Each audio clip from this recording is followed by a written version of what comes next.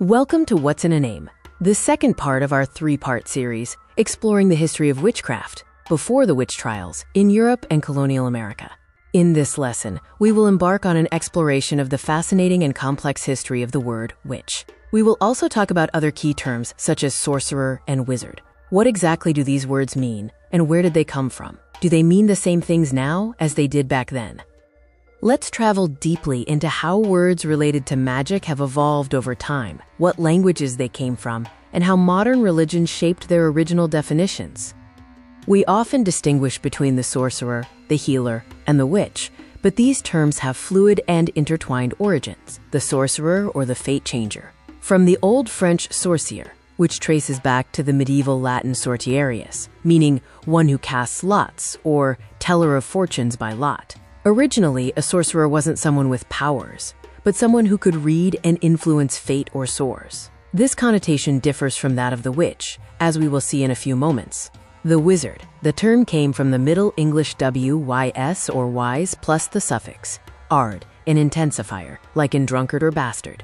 Circa 1400, a wizard was just a very wise man or a philosopher. The word didn't gain its supernatural meaning until the 1550s. While witch was often used for those who gained power through nature or spirits, wizard implied power gained through hard study and intellect. So we know the who and why, but what concepts were associated with magical people? This can be explained by the concepts of enchantment and incantare. Lay down your burdens, close your eyes. Enchantment. There was power in a song. The word enchantment comes from the Latin incantare, which literally means to chant or sing a spell upon. The word prefix, in meaning upon, and cantare meaning to sing. This word highlights that early magic was auditory. To enchant someone was meant to sing them into a trance. This links directly to the Old English word for a spell, galdre, which also means song. The meaning of witch has undergone a dramatic transformation over centuries, moving from a description of skill to a term of condemnation. To understand witch, we must go back to its very old roots, Wicca for a male practitioner and Wicci for a female practitioner. These terms were descriptive, referring to a person who practiced a certain type of craft or wisdom.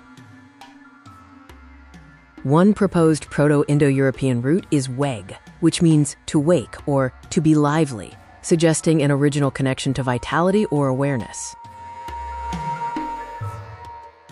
Another significant root is weak, meaning to bend or to yield, possibly referencing the ability to bend or influence reality or minds. The evolution of witch is mirrored by other related terms that also experienced a negative shift in meaning.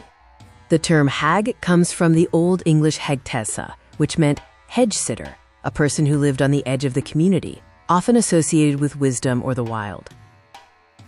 Meanwhile, warlock derives from werloga, meaning oathbreaker or deceiver, a much more overtly negative term from its inception.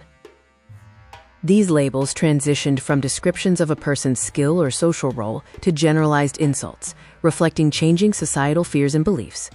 The transformation of these labels highlights a wider cultural shift away from respecting folk knowledge and towards suspicion of independent female power. Confess your sins, woman, or face the consequences of your witchcraft. The Church does not tolerate heresy. The legal redefinition of witch cemented with the adoption of the Latin term maleficia, meaning evil deed or evil doing. This change tragically redefined the wise person to a, quote, criminal in the eyes of the law, setting the stage for centuries of persecution, as we see in the later witch trials. In tracing the etymology of witch, wizard, and sorcerer, we find a map of human fear and fascination.